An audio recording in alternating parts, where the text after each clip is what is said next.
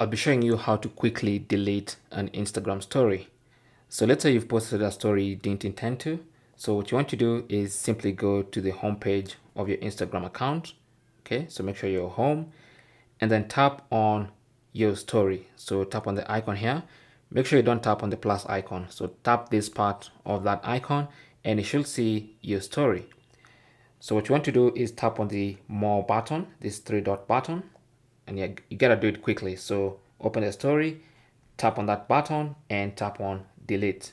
It's going to ask you, do you want to delete from Instagram and Facebook in case you had also shared it to Facebook. If you want, you can delete from Instagram only, or you can delete from both.